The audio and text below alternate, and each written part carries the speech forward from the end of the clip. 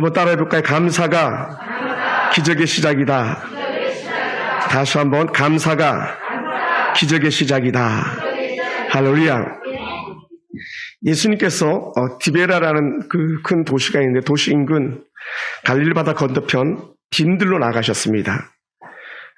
요한복음에서는 이제 벳세다라고도 말하기도 하는 그런 빈들인데 예수님께서 빈들까지 나갔는데도 불구하고 수많은 사람들이 들끓었어요. 아마 얼마 전에 끝난 대통령 선거 때처럼 아마 그 유세 현장만큼이나 많은 사람들이 들끓었습니다. 예수님은 자신을 따르던 무리들을 언제든지 불쌍히 여기셨고 또 그들을 불쌍히 여긴 것만이 아니라 그들의 필요를 충분히 채워주셨습니다. 오늘도 예수님은 그 빈들에서조차도 각종 병자들 고치기도 하셨고 또 그들의 필요를 채우시니 사람들이 예수님께서 하신 말씀 한마디도 땅에 떨어지지 않게 다 들으려고 애들을 썼습니다. 그러다 보니까 시간이 가는 줄 몰랐어요. 시간 가는 줄. 여러분 설교가 재밌으면 시간 가는 줄 모르는데 설교가 재미없으면 시간 가는 줄 알죠. 때로 지루하게 여길 수도 있죠. 시간 가는 줄 몰랐어요. 왜요? 지난번에도 설교했지만 예수님께서 하셨던 말씀이 다른 어떤 서기관들과 달랐기 때문이다. 이렇게 표현했잖아요. 예수님의 말씀이 전혀 완전히 새로운 그런 은혜의 말씀이었었습니다. 그러다 보니까 어떻게 돼요?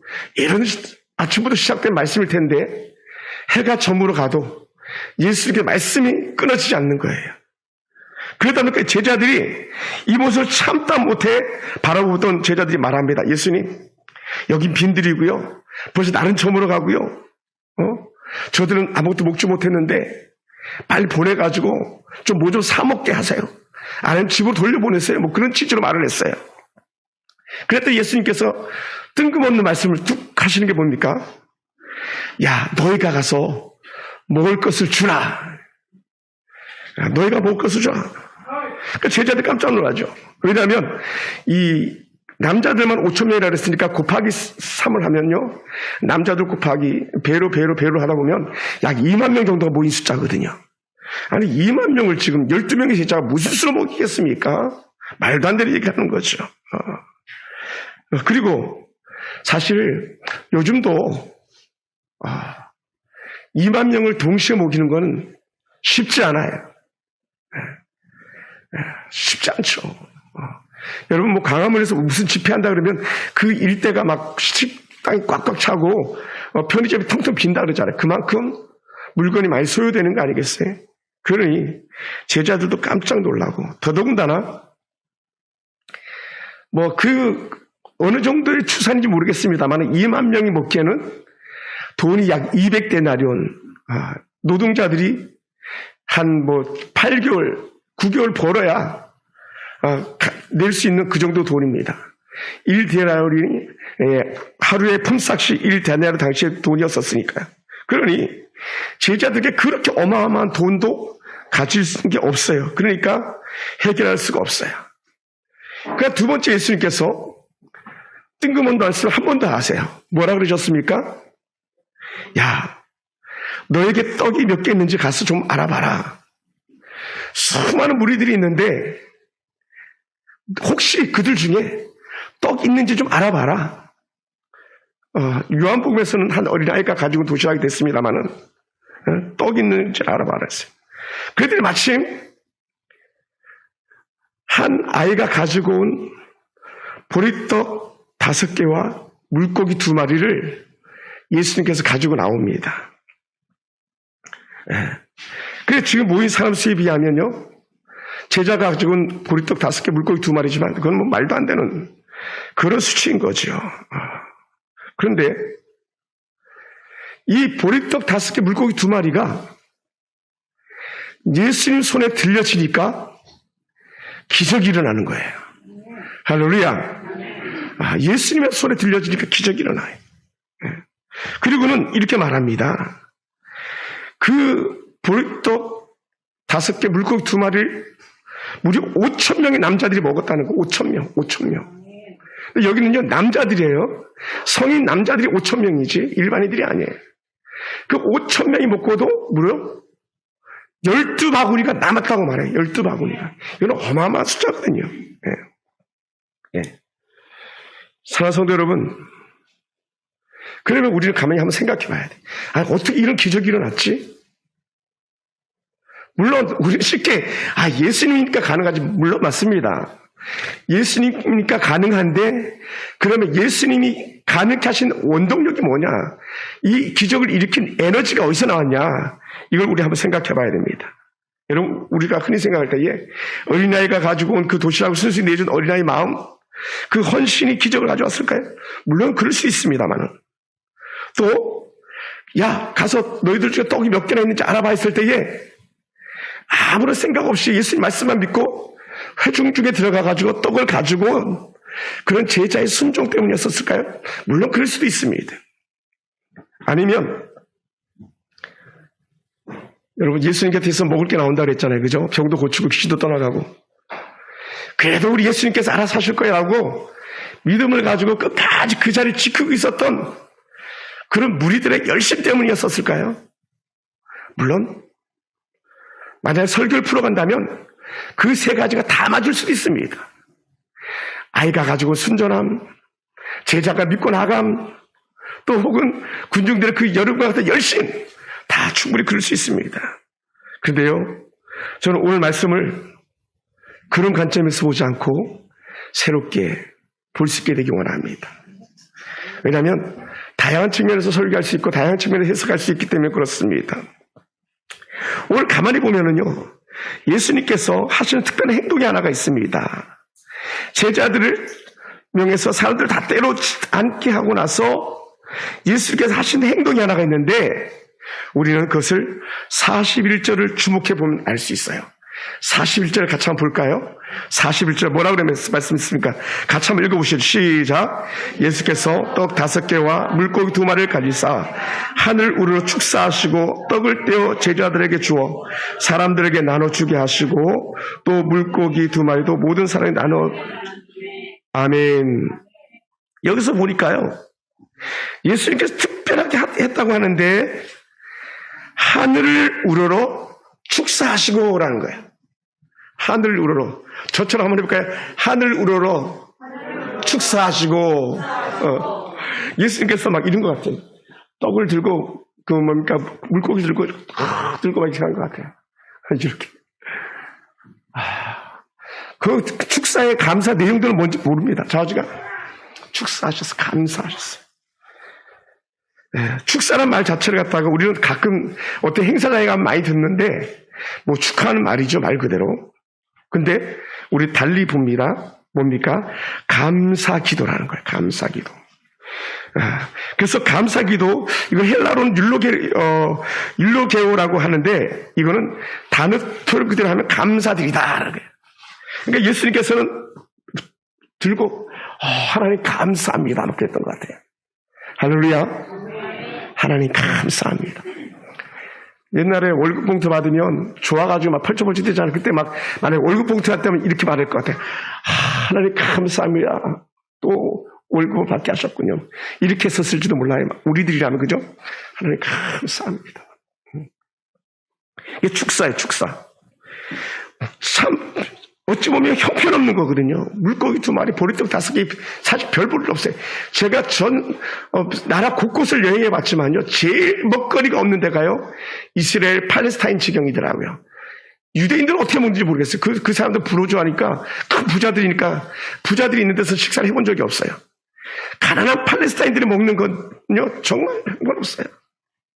보리떡 5개, 물고기 2마리 하는데, 전혀 기대할 만한 음식이 안 돼. 성지기 때문에 가서 그걸 먹고 그걸 경험하는 거지 일반적이면 할 수 없는 거예요. 그런데도 불구하고 예수님께서는 그걸 들고 감사합니다. 감사합니다. 그러니까 어찌 보면요, 지금 예수님께서 뭘 하시는지 사람들은 깜짝 놀랄 수밖에 없는 거예요.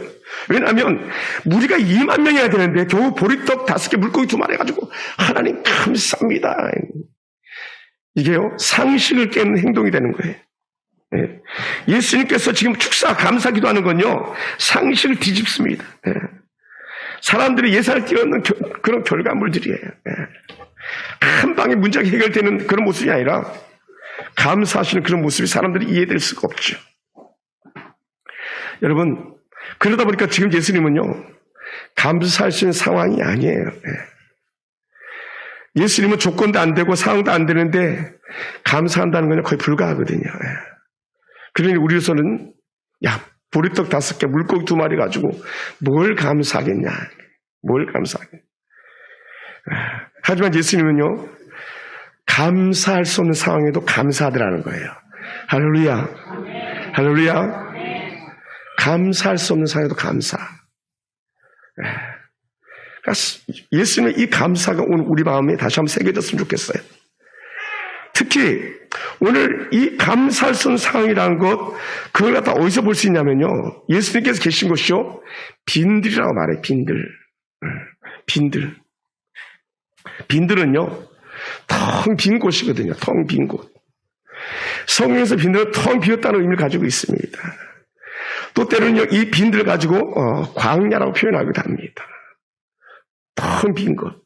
그러다 보니까 사람들은요, 빈들에는요, 소망이 없는 거예요. 빈들로 가면 절망하고 낙심밖에 없어요. 장래에 소망이 없습니다.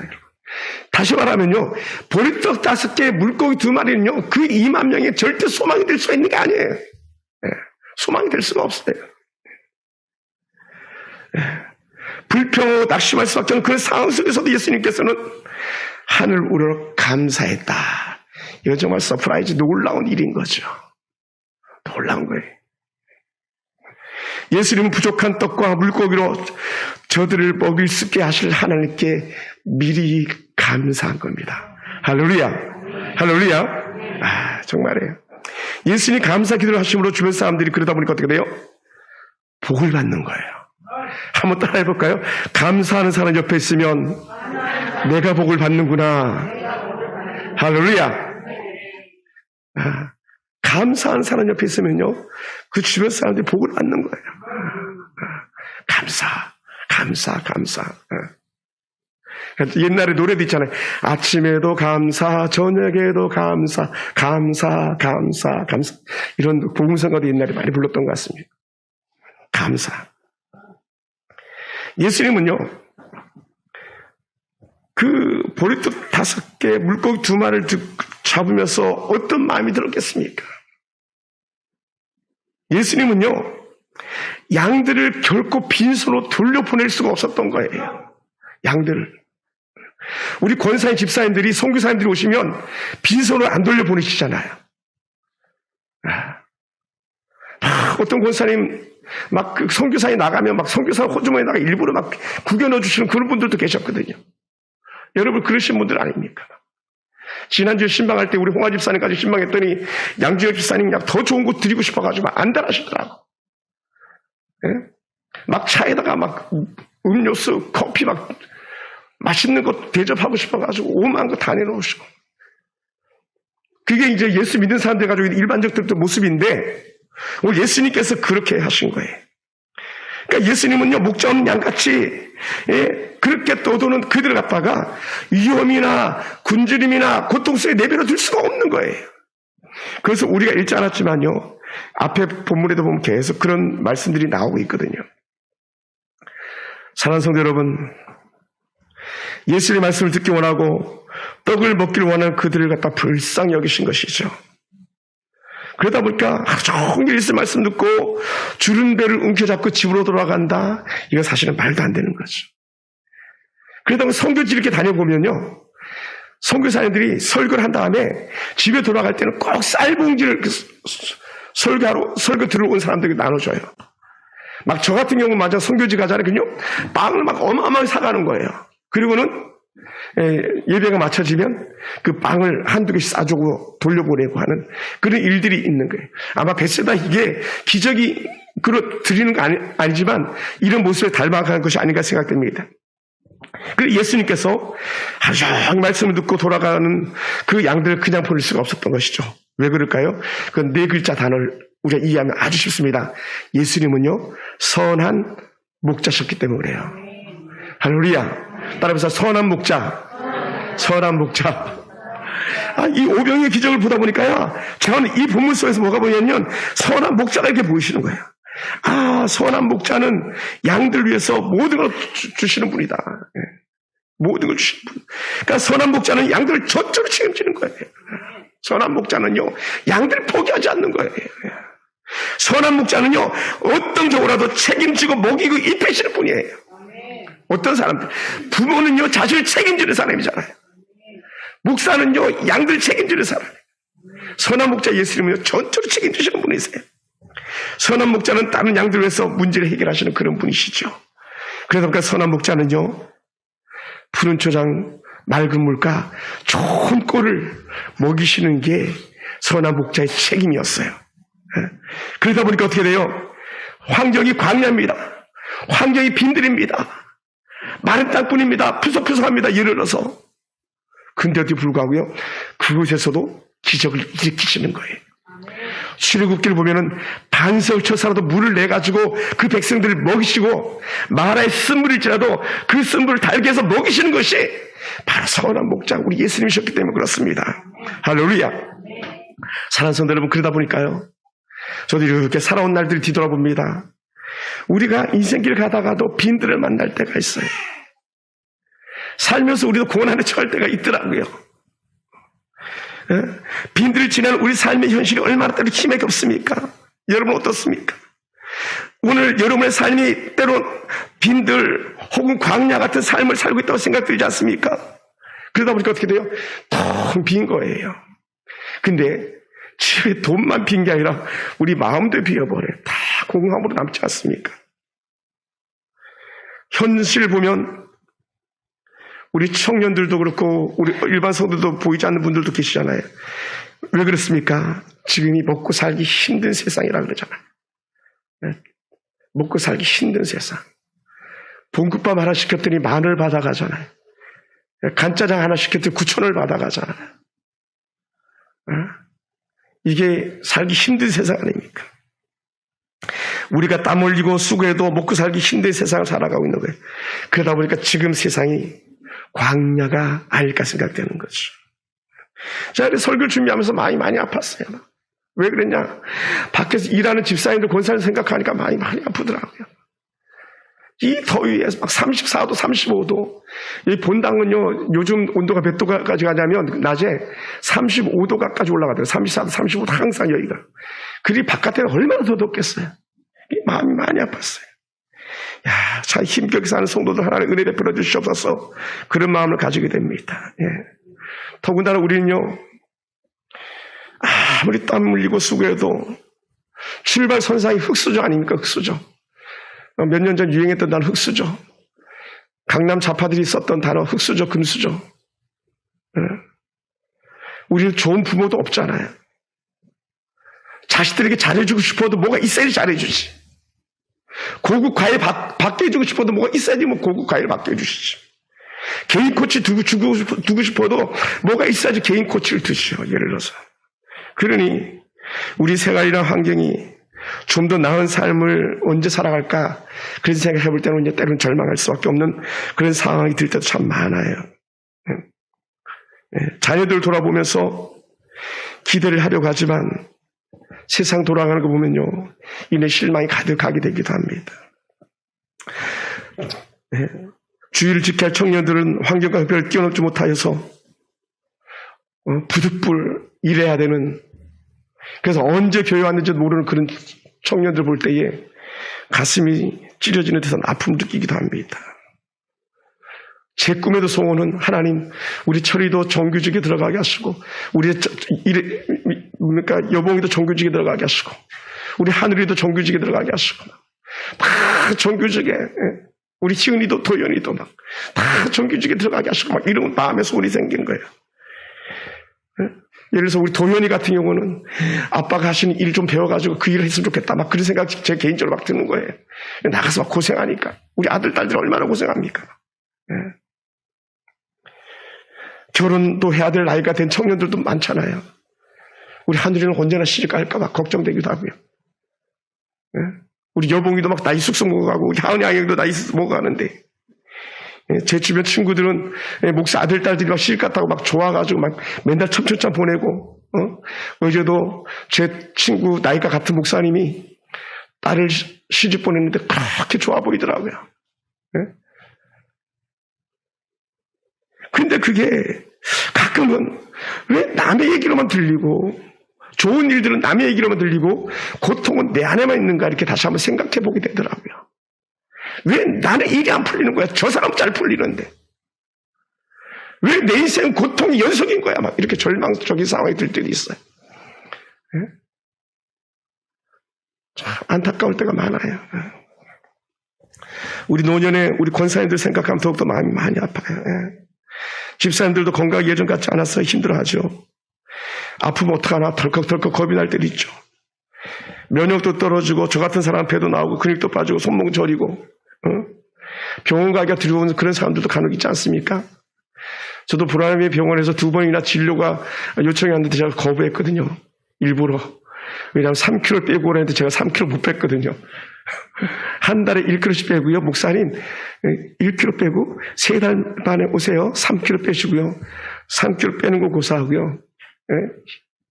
현상 유지하기도 힘든 그런 모습이어서 병원 가기가 두려운 사람들 어디 귀에 젖뿐이겠습니까? 50 중반만 딱 넘어가면 거의 대다수가 그렇습니다. 아직 부채질 안 하죠? 50만 넘어가면 부채질 합니다. 이게 신체 나이가 옵니다. 그러다가 큰 교회 있을 때는요, 오늘 갑자기 여성 성도들이 머리에다 모자를 쓰고 오는 거예요. 그럼 깜짝 놀라는 거죠. 그래, 항암 치료받고 있는 중이거든요. 인생이 그래요. 그러다 보니까 어떻게 돼요? 야, 우리가 빈들 같은 시대를 살아가는 건 아닌가. 빈들, 텅 빈 광야. 우리 이렇게 늘 기도하면서 소망하는 삶이 있지만 사실 우리 바람대로 되기보다 정반대로 가는 그런 삶, 그러다 보니까 삶의 현장이 하나님 빈들이네요. 이런 탄식의 소리가 나올 때가 있습니다. 하지만 사랑하는 성도 여러분, 우리는 어떤 사람이에요? 믿음으로 사는 사람이잖아요. 그죠? 아멘? 우리 그리스도인들이잖아요. 그리스도인. 하나님 믿는 그리스도인. 그러다 보니까 우리는요, 빈들이라고 하지만 우리는요, 불평불만하지 않습니다. 할렐루야. 예수님께서 겨우 보리떡 5개 물고기 2마리 가져왔다고, 야, 빌립, 그게 다야? 안드레, 그게 다야? 베드로야, 그게 다냐? 그렇게 말씀하셨으니까 안 하셨어요. 할렐루야. 그리고 오히려 감사하신 거예요. 그 빈들에서 감사할 수 없는 상황에서 감사하신 거예요. 그러다 보니까 우리도요, 이런 예수님의 모습을 담기 원합니다. 빈들에서도 감사하신 예수님, 그 광야에서도 감사하시는 예수님, 그 광야에서 불평불만 한마디 없었던 그 모세 같은 은혜가 우리 가운데도 있게 될 줄을 축원합니다. 왜냐하면요, 이 감사가 오늘을 견뎌내는 힘이 되기 때문에 그렇습니다.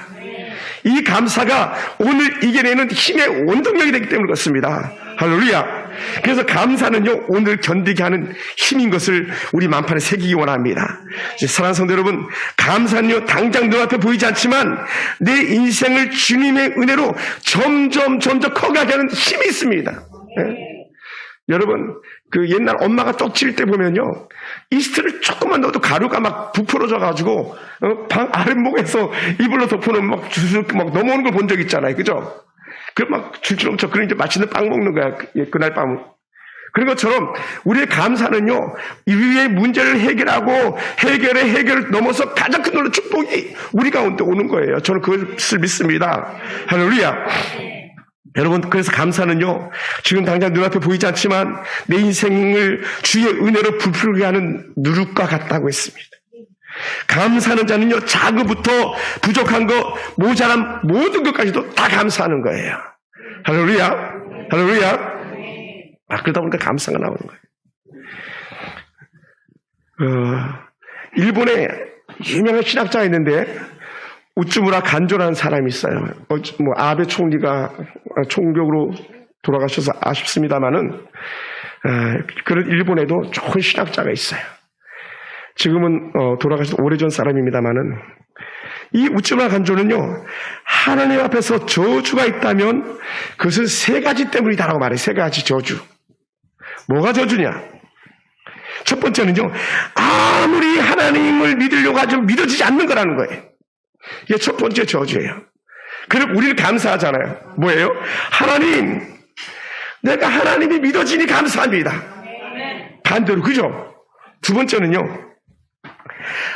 아무리 성경을 읽어도요, 하나님의 말씀이 들리지 않는 거예요. 근데요, 우리는 어떤 사람입니까? 말씀이 들려지니까요, 은혜 중에 은혜죠. 은혜 중에 은혜예요. 정광 목사님 말씀을 듣다 보니까 이렇게 간증하시더라고요. 당신이 말씀이 너무 좋아가지고, 성경이 너무 말씀이 좋아가지고 막 맨날 성경을 깨닫고 잠을 잘 때는 성경 속에 있는 말씀이 머리에 들어가라고 성경을 배고 잤대요. 그러다 보니까 공통점이 있더라고요. 저도 그랬거든요. 저도 그랬어요. 너무 좋은 거예요. 그러니 만약에 여러분 제 말씀이 잘 들립니까? 여러분 복 있는 사람이에요. 저주는 우리와 상관없습니다. 세 번째는요, 아무리 감사를 해도요, 감사가 안 되는 그런 사람이 있더라는 거예요. 여러분, 제 예전에도 한번 소개한 적 있잖아요. 투덜이. 이거 줘도 투덜, 저거 줘도 투덜, 여기 가도 투덜, 저기 가도 투덜. 그래서 그 분 별명을 투덜이라고 이름을 줬다 그랬잖아요. 근데 여러분, 지난주 우리가 얼마나 많이 감사했습니까? 제가 샘플로 제가 감사통 예물을 이렇게 올려드렸습니다만, 저도 감사통 예물 보고 저도 깜짝 놀랐어요. 결과물 페이퍼를 이렇게 받아보니까 내가 이렇게 많이 감사했나 막 이런 생각이 들었어요. 그러니 우리는요, 감사하게 되니 축복인 거예요. 할렐루야. 할렐루야. 감사하니까 축복이죠. 사랑하는 성도 여러분, 이 우쭈마 간조가 한 이 말이 얼마나 충격적인지 아십니까? 감사 그 자체를 갖다가 볼 때에, 이 감사하지 못한 것을 저주하는 것은 충격적이라는 거예요. 왜냐하면 감사라는 단어와 함께 구원이라는 단어가 다 나란히 놓을 수 있을 만큼 감사의 비중이 큰 거예요. 감사의 비중이 그만큼 커요. 감사가 없고 늘 원망과 불평을 살아가는 삶 그 자체가요, 우쭈마 간조 신학자의 안목에는요, 저주였던 것이죠. 그래서 언제나 어떤 환경 속에서도 감사했다면 그 자체가 행복인 줄 믿습니다. 오늘 우리가 원하는 행복이나 우리가 원하는 행복한 가정이나 우리가 원하는 행복한 삶은요, 결코 그리 멀리 있는 게 아니더라. 그게 뭐냐 그러면 감사하면 끝이더라는 거예요. 감사. 할렐루야. 우리 바닥을 두 번 쿵쿵 칠까요? 감사. 시작. 감사. 도장 찍는 거예요. 감사 콱 찍는 건데 두 번 찍는 거예요. 아멘 아멘 하듯이 그냥. 아멘 아멘. 나중에 아멘 아멘 두 번 하는 안수집사람 제가 저희 교회 간증자로 데려오고 있습니다. 아멘 아멘. 아멘 아멘. 어느 성도가요, 몸이 너무 안 좋아가지고 병원을 갔대요. 그리고 검사를 다 마치고 의사의 검사 결과 소개를 듣는 시간이 왔는데, 의사가 심각한 얼굴로 그 성도를 보고 말하는 거예요. 결과가 나왔는데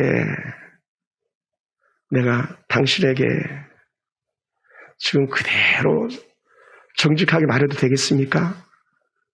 그랬더니 담담한 환자가 네, 말해주세요. 괜찮습니다. 말씀해주세요. 옛날 같으면 말 안 해줬잖아요. 그죠? 가족에게만 말했어요. 그리고 가족들도 또 그게 뭐 큰 거니까, 야, 절대로 말하지 마. 엄마한테 말하지 마. 아빠한테 말하지 마. 그래서 저희 아버님도요, 돌아가실 때 아버님이 암인 거 잘 모르셨을 거예요. 왜냐하면 아무도 아버님에게 암이라는 얘기를 안 했거든요. 이 환자에게, 네, 그러면 제가 말씀드립니다. 환자분 암입니다. 지금부터 힘겨운 시간을 지나가게 될 거예요. 아까 제가 모자 썼다 그랬잖아요. 방사선에서 항암 치료하면 머리도 다 빠질 것이고요. 입에서 구토가 날 것이고요. 식욕은 떨어질 것이고요. 몸은 바짝바짝 말라 들어갈 것입니다. 이런 진단을 만약에 받으면요, 우리는 거의 기절하지 않겠습니까? 울음바다가 될 수도 있죠. 물론 우리 중에 이런 상황을 이미 겪었던 어떤 성도들도 계실지 모르겠습니다만,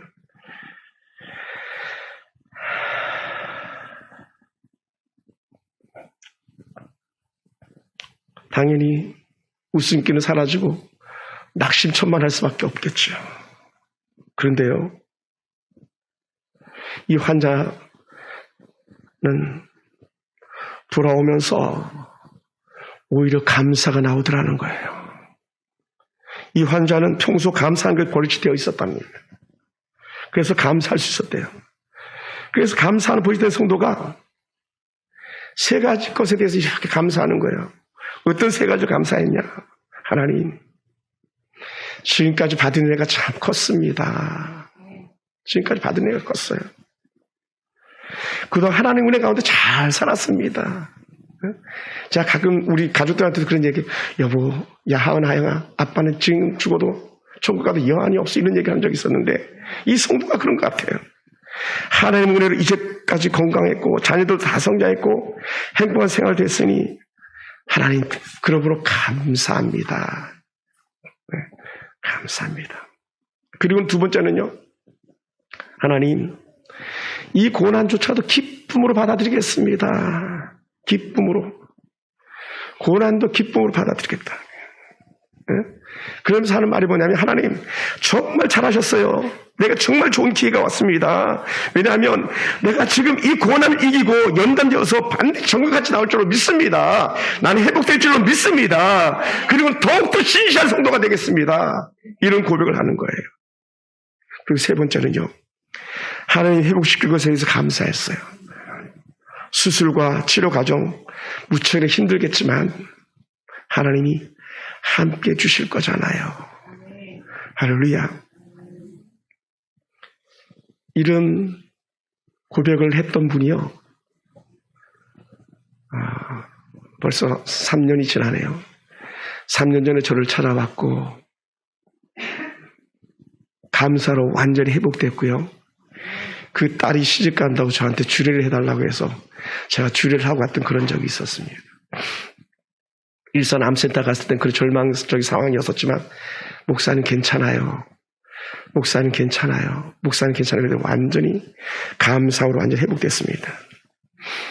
제가 경험했던 간 증거를 잠깐 한번 소개해 본다면요, 1990년 4월 달에 제가 근무했던 부대와 미군 부대가 함께 훈련하는 팀 스피릿이라는 훈련이 있었어요.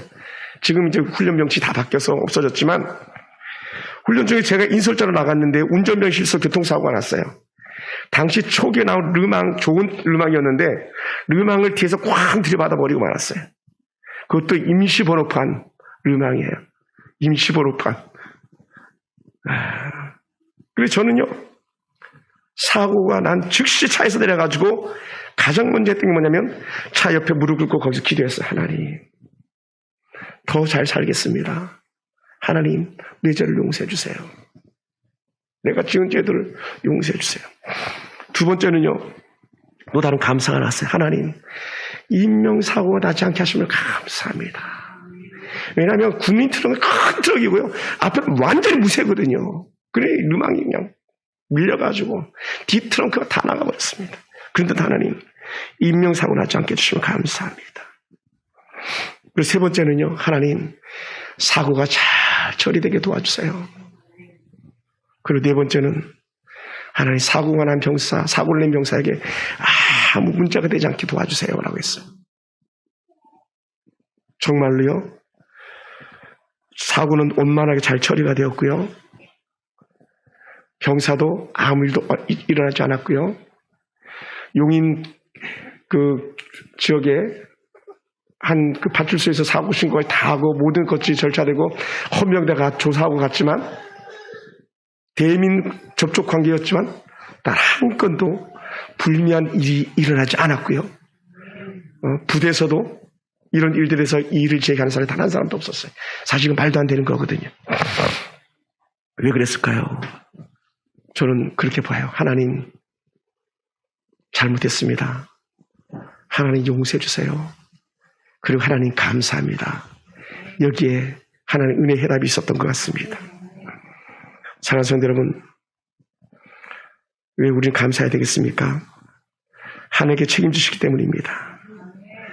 또 우리가 감사할 때에 하나님은 또 책임져 주실 것이기 때문에 그렇습니다. 우리가 노력하면 오늘은 어떻게 견뎌낼 수 있겠지만 내일은 보장되지 않습니다. 그런데 우리가 감사하면요, 오늘도 이겨내고 내일도 견뎌낼 수 있을 줄 믿습니다. 할렐루야. 여러분, 우리 주변을 돌아보는 것 우리가 감사할 때 가능한 일입니다. 우리 주변의 사람들이 없었다면 우리가 있겠습니까? 오늘 이 자리에 함께하는 성도들이 계시기 때문에 우리 교회가 오늘까지 이렇게 건강한 모습으로 존재하는 줄 믿습니다. 때로는 부족하고 연약한 것 같지만 그리고 저는 이 설교를 통해서 한 번 더 감사해야 되겠다, 그런 마음이 들었습니다. 모든 것이 우리가 노력한 결과, 내가 노력한 결과로 생각하는 그런 사람들이 가지고 있는 특징은 뭐냐? 감사가 없어요. 내 실력, 내 능력이라고 말하는 사람들은 감사할 수가 없어요. 반면에요, 하나님, 나는 하나님이 필요해요. 하나님 나를 도와주셔야 돼요. 이런 고백할 때에 우리는 계속 감사할 수 있고, 또 때로는 우리가 빈들에 놓여서도 거기서도 오병이의 기적이 우리가 나타나는 줄 믿습니다. 할렐루야, 할렐루야. 여러분 정말 그런가 생각해 보세요. 여러분, 옷이 없어서 요즘 얼어 죽는 사람 있습니까? 절대로 없습니다. 신발이 없어서 맨발로 다니는 사람이 있습니까? 저는 보지를 못했습니다. 가난한 사람들 오히려 더 많더라고요. 더 많아요. 얼마나 우리가 부유한 삶을 살아가고 있습니까? 신발이 요새는 옷장처럼 있더라고요. 보니까 옷장처럼. 옷이 가득하듯 신발이 막 가득한 거예요. 옛날에 필리핀의 이멜다 여사가 욕했지만 요즘은 다 이멜다 여사가 돼 있더라고요. 보니까. 얼마나 부유합니까? 하나님의 백성은요, 하나님께서 100% 책임져 주시기 때문에 우리는 앞서서 걱정하지 말고, 앞서서 불평하지 말고 감사할 수 있게 되기 원합니다. 우리는 빈들과 같은 현실에서 절망과 낙심하지 말아야 됩니다. 그러기 위해서 우리 입에서 감사가 떠나지 않게 되기 원합니다. 예수님이 모자랐지만 하나님이 대신 채운 것을 믿고 감사드렸기 때문에 정말로 채웠고 12광줄이 남는 그런 기적을 만들어 갔습니다. 특히 우리가 감사해야 될 것 한 가지 더 굳이 강조해 본다면 이런 것 같습니다. 감사는요, 자동차의 안전 벨트와 같은 거예요. 벨트. 우리가 운전할 때 안전 벨트를 귀찮게 여기고 잘 매지 않을 때도 있습니다. 근데 전 벨트 반드시 맵니다. 벨트를 반드시 매는데 차에 딱 타자마자 매면 얼마나 좋겠습니까? 꼭 운전하고 가면서 이렇게 매더라고요. 제 습관이 그래요. 왜냐하면 운전하면서 가다 보면 한 번도 사고 난 적이 없었기 때문에. 근데 이 안전벨트를 매지 않아도 별일 없이 잘 다녔으니까 우리 속에는 설마 뭐 이런 생각이 있을지도 모르겠습니다. 근데 왜 안전벨트를 매라고 그렇게 강조하는 걸까요? 그것은요, 언제 우리에게 생각지 못한 사고가 날지 모르기 때문에 그런 거예요. 누가 암이 들 줄 알았겠습니까? 누가 교통사고가 날 줄이라 생각했겠습니까? 누가 생각지 못한 질병이 찾아올 줄로 생각했겠습니까? 결코 그런 사람 아무도 없을 겁니다. 그래서 차를 타면 안전벨트를 기본적으로 매는 것처럼 우리의 감사가 그렇더라고요. 우리가 살면서 빡빡해지기 전에 감사하다 보면 빡빡해질 때 그 빡빡한 것을 감사가 윤활유가 돼가지고 원만하게 풀어가더라는 거예요. 부모에게 혹은 자식에게 감사하지 않아도 별탈 없이 그냥 지내는 것 같잖아요. 근데요, 감사하는 자식이 오히려 감사하는 부모가 정말 아름답고 행복한 가족을 이루는 원동력이 되는 거예요. 할렐루야, 할렐루야. 사랑하는 성도 여러분, 지금 신앙생활 하면서 그렇게 크게 감사하지 않아도 뭐 살아오는데 별 문제가 없다고 여기는 사람들이 있습니까? 그런데요, 감사는요, 폭발적인 삶의 기쁨을 우리에게 안겨주는 힘이 됨을 믿으시기 바랍니다. 할렐루야, 할렐루야. 감사함을 살아온 삶은요, 금방 회복이 이루어집니다. 그리고 감사하는 삶을 사는 사람은요, 깨어진 관계도 회복되는 원동력이 됩니다. 원동력. 여러분, 관계가 안 좋습니까? 지금이라도 고마워, 고마워, 고마워. 아들은 아버지에게, 아버지는 아들에게, 딸은 엄마에게, 엄마는 딸에게, 부모는 부모들끼리 여보 고마워, 여보 고마워. 이게 감사거든요, 감사. 그래서 축사 갖다가 띵크라고 표현해요. 그냥 영어 단어 그대로 띵크, 감사하다. NIV에서는 띵크라고 표현하는 거야. 오늘 우리 삶 속에서 감사해, 감사해. 사도 바울은 이렇게 또 표현했어요. 데살로니가 교회 성도들에게 범사에 감사해. 얘들아, 모든 일에 감사해. 그것이 너희를 향한 하나님의 뜻이야. 하나님의 뜻. 그것이 아주 외우기도 쉬워요. 5.18 광주 사태, 5.18 데살로니가전서 5장 18절 말씀. 하나님의 뜻이야. 하나님의 뜻. 여러분, 감사하는 것이 하나님의 뜻이라면요, 우리가 삶의 태도를 바꿀 수밖에 없어요. 아침에도 감사, 점심에도 감사, 저녁에도 감사. 그러다 보면요, 다 품을 수 있게 되더라고요. 다 품을 수 있어요. 왜요? 감사가 체질화가 되면요, 우리 인생이 바뀌게 되어 있거든요.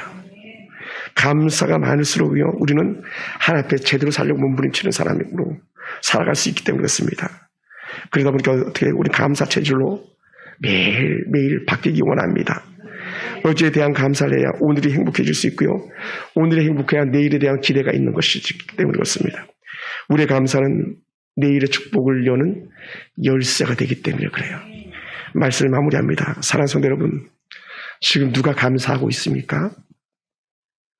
우리 한번 해볼까요? 옆에 있는 분, 앞에 있는 분에게 아유, 오늘 함께해서 감사합니다. 할렐루야. 함께해서 감사하죠. 제가 여러분에게 설교할 수 있는 여러분들 계셔서 감사하고 정말 감사합니다. 감사는 아주 사소한 것, 가장 작게 여겨지는 것조차도 감사거리거든요. 하루의 시작을 감사로 시작하는 거예요. 우리가 감사한 순간 지나온 삶들이 살아온 기적이었었음을 갖다 보게 하는 거예요. 앞으로 살아갈 기적이 될 것이기 때문에 그렇습니다. 감사한 이들에게요, 여전히 새롭게 기적은 시작되기 때문에 그렇습니다. 할렐루야.